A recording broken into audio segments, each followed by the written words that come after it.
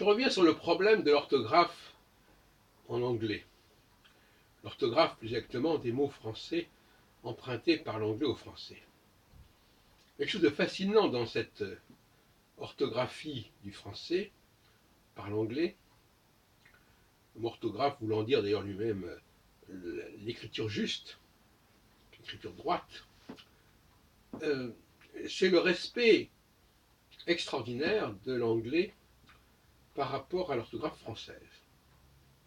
On pourrait énumérer indéfiniment tous les mots qui se retrouvent exactement à l'identique dans les deux langues, ou en tout cas qui renvoient à des états successifs du français, qui font que dans certains cas l'orthographe du mot anglais, français correspond à un état antérieur de la langue française. Comme par exemple forest, qui s'écrit en français aujourd'hui forêt parce que le ES est devenu un E accent circonflexe.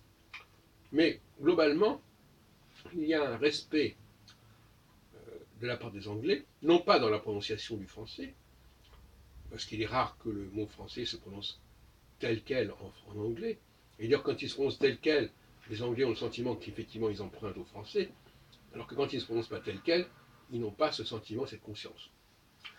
En revanche, au niveau de l'écrit, il n'y a pas de souci, à telle enseigne que si on prenait des milliers de mots anglais sans aucun contexte morphologique, et bien entendu sans aucun contexte phonologique ou sémantique, on pourrait penser que ce sont des mots français qui sont issus du français, et qui font partie du français. Alors, comment expliquer cette situation étrange, un peu schizophrénique, si vous voulez, qui fait que quand on écrit en anglais, on écrit à la française, et quand on parle anglais, on s'en éloigne, au point même d'être dans le déni, en quelque sorte. Et il est vrai que lorsqu'un anglais prononce des mots français, on a parfois du mal à les reconnaître, quand on n'est pas habitué. En revanche, quand l'anglais écrit en français, la difficulté, évidemment, disparaît immédiatement. Donc il y a un double discours, il y a une double conscience qui mérite d'être étudiée,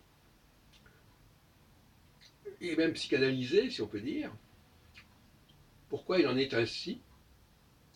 Quand on compare par exemple à la façon dont le français a intégré un certain nombre de mots italiens, eh bien ces mots italiens, on ne les retrouve pas tels quels en français, rarement.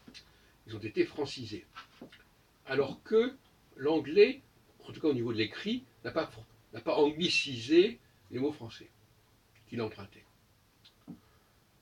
Ce qui fait qu'on a un état dans l'état, c'est-à-dire qu'on a une sorte de diglossie, comme on dit, carrément évidente et absolument pas occultée en anglais. Elle n'est pas occultée dans la pratique, elle est peut-être occultée dans ce qu'on appelle, de ce que Garfinkel appelle le accounting, ce qu'on raconte sur la langue, ce que les locuteurs racontent eux-mêmes sur leur pratique et sur leur ethno-savoir. C'est un autre problème. N'empêche que, dans les faits, ça n'est pas occulté. Donc, comment c'est vécu, c'est autre chose. Il y a là, je propose une certaine grille de lecture pour comprendre, pour appréhender ce phénomène, à savoir que quand on ne change pas l'apparence de l'emprunt, c'est au fond une façon de vouloir être le prêteur. C'est-à-dire qu'en fin de compte, on ne reconnaît pas qu'on a emprunté, puisqu'on se veut plutôt du côté de celui qui prête. On veut rester au stade de celui qui prête, donc au stade de la forme d'origine, et on ne veut pas se situer en aval. Donc il y a là quelque chose d'intéressant, si vous voyez ce que je veux dire.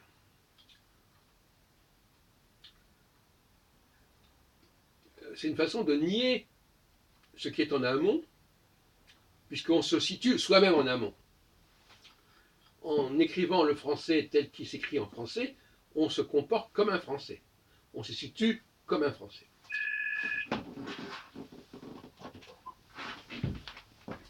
Allô ?